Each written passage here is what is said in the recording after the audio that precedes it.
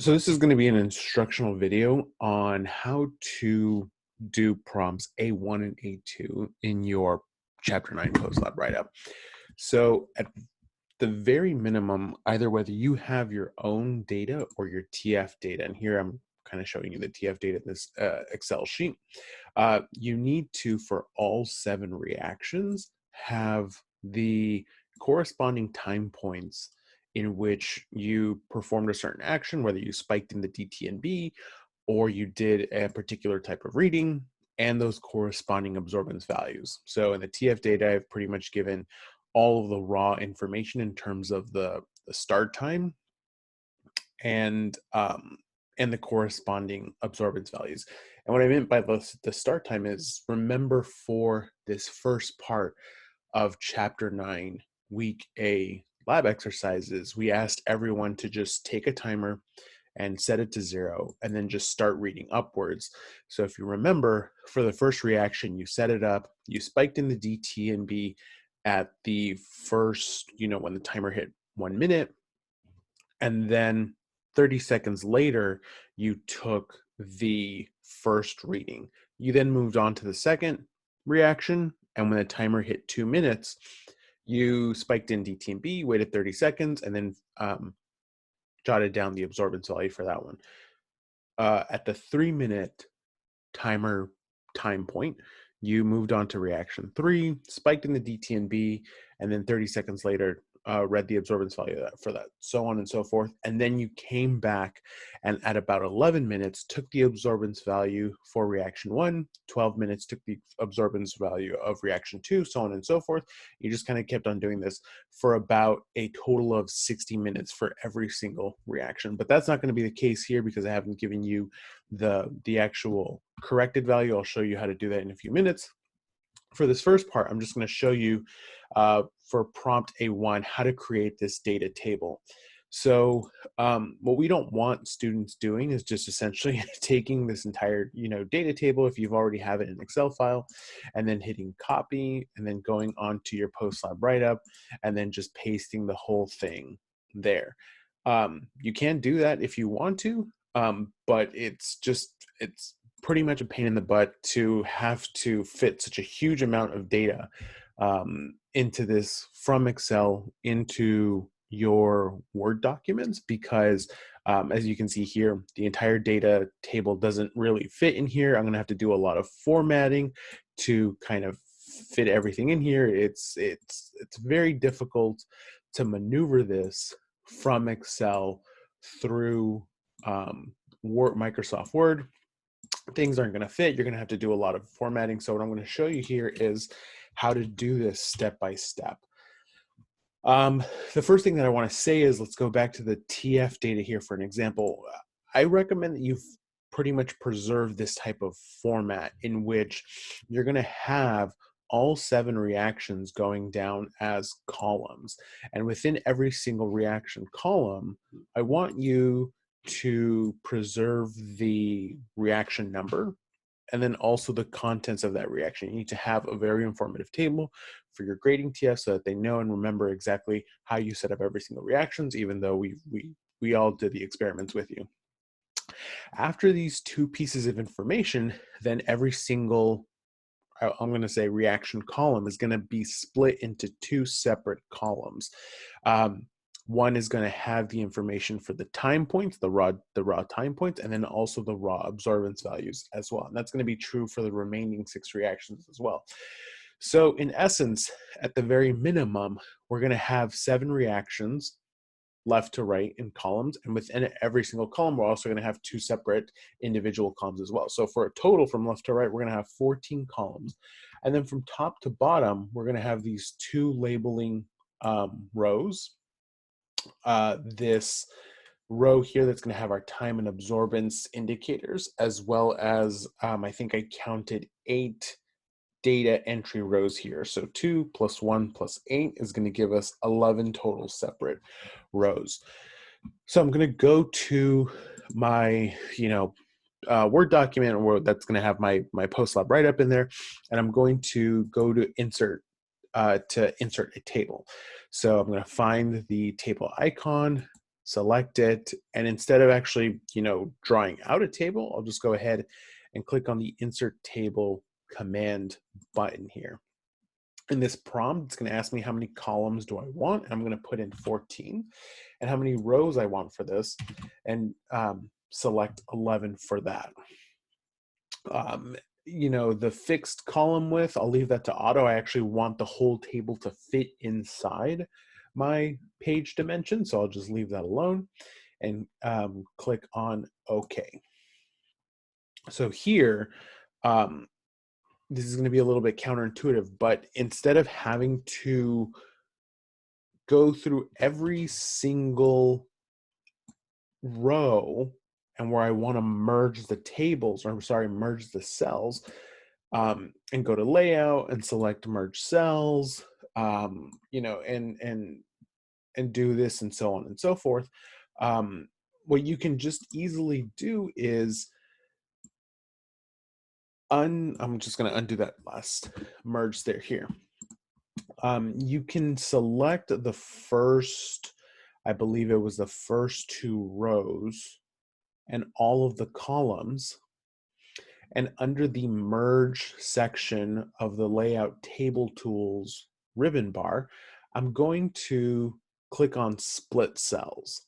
So this function is actually very easy if you want to undo some of the splitting that's already happened and you kind of want to merge and then resplit everything.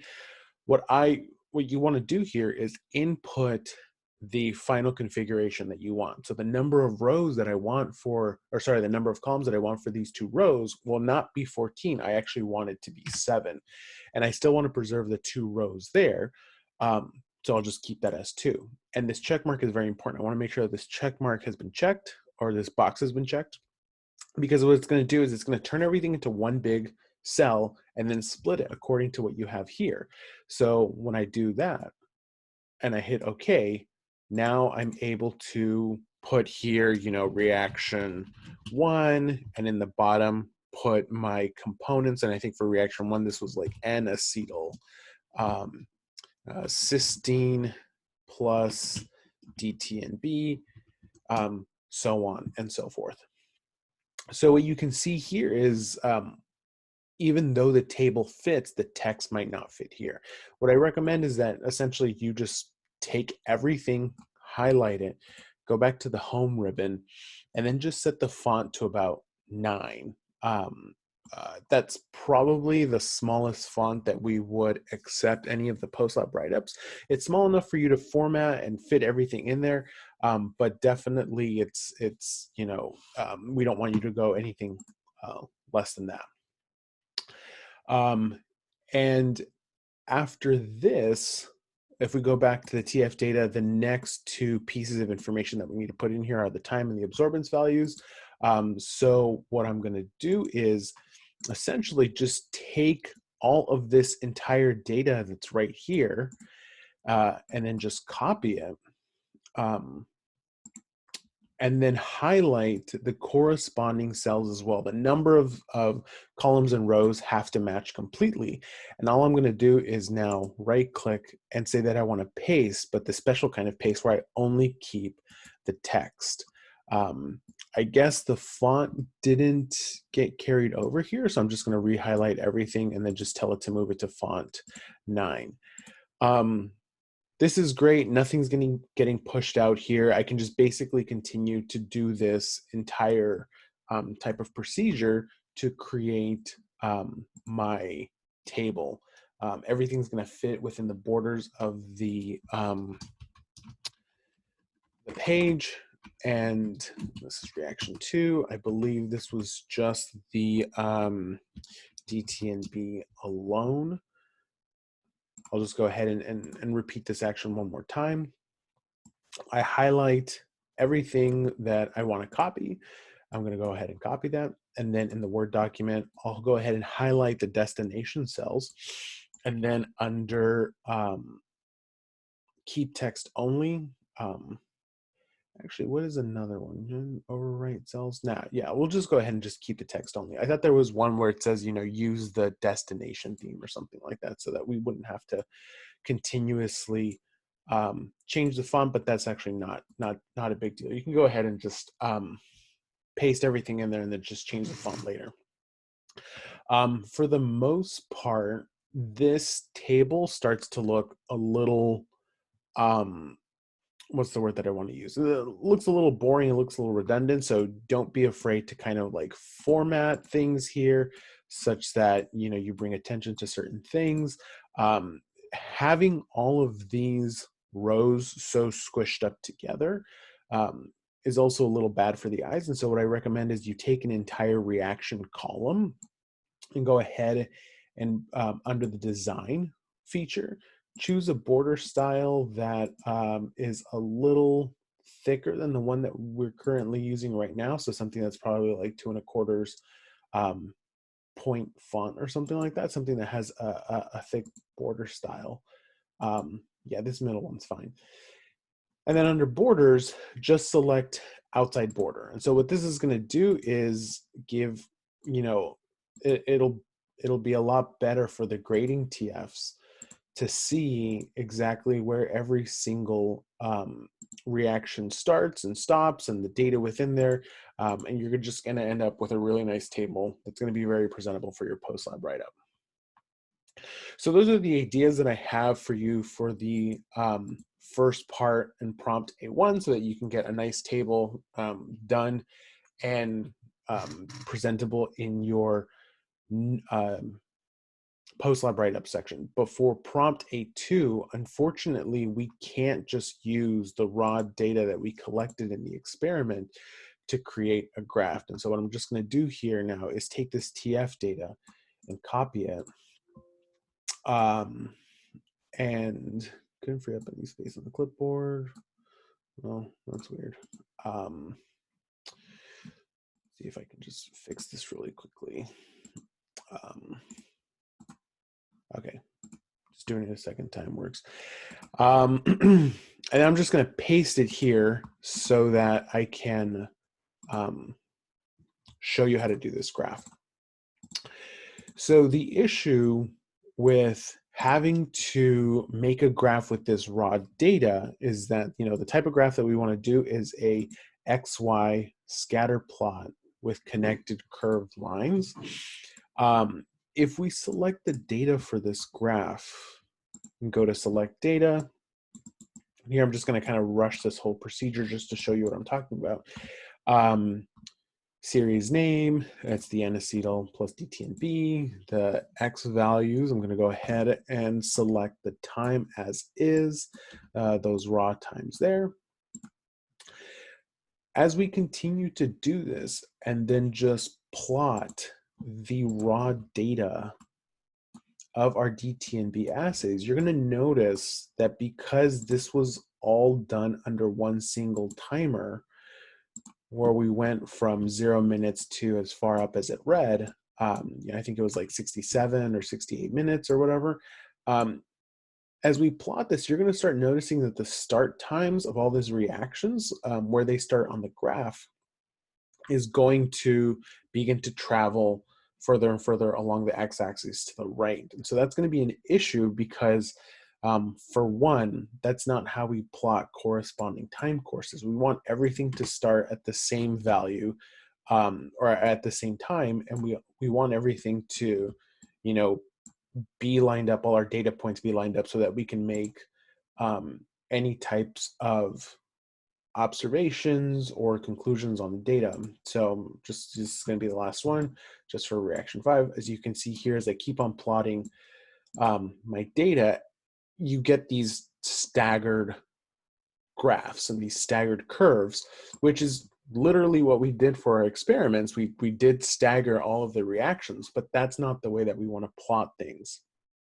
Everything should start at time point 0 and everything should stop at 60 minutes. And so I'll just kind of like push this graph off here at the end so we can compare our results a little later. But what I want everyone to do with your raw data is here right above, you know, on the same column where you have your absorbance values, you're going to highlight a little bit above and a little bit below. and then right click on your mouse and tell it to insert some cells. And you want to shift everything over to the right so that you bump these cells over, the absorbance values over to the right, and you create a new small column here that we're going to use for correcting the time values. Everything gets shifted a little weird, and so we're going to have to basically play around with the column sizes. But essentially, this new column that we have here, I'm going to call this the corrected time. And the way that I'm going to do this is that for every single time point in a corresponding reaction, I'm going to subtract the starting value here, the starting time here. So because for this reaction, we started it at 1 minute and ended at 61 minutes, every single time in here, I'm going to subtract that starting time of 1 minute so that everything starts at 0. So really quickly, I don't want to do this by hand. I'm going to put an equal sign here to start a formula and say that this is going to equal the raw data minus, and I'll just put 1 minute here. But if you want to, you can go ahead and have it reference that cell there, but just make sure that you go ahead and put a $sign in front of that 5 so that it locks it in place.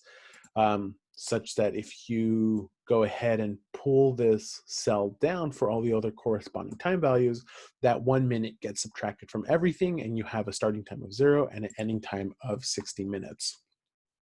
I'll go ahead and do that for the next set of absorbance values. I'll highlight some cells above and below my absorbance value, insert another small column and push everything to the right.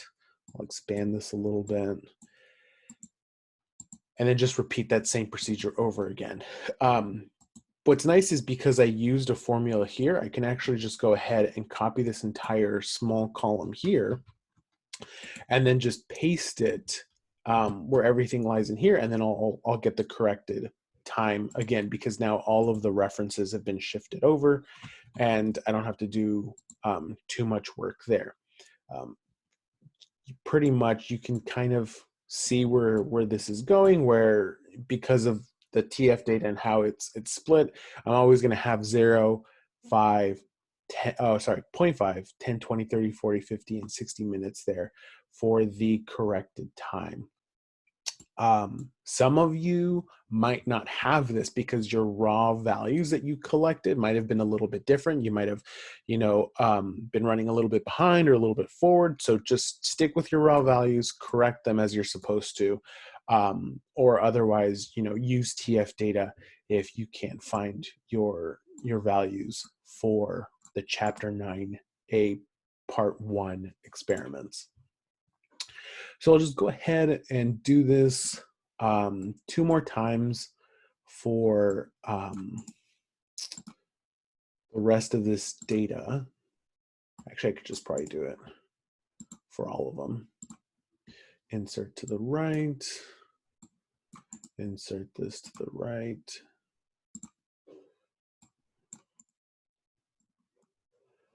and insert it to the right. All right, and then I'll just go ahead and just copy that corrected time and corresponding formulas. That one's going to go here. So you can already kind of see that I'm struggling a little bit because everything just looks pretty much the same in terms of all of the text. Keep on pressing Control B, which is not a thing.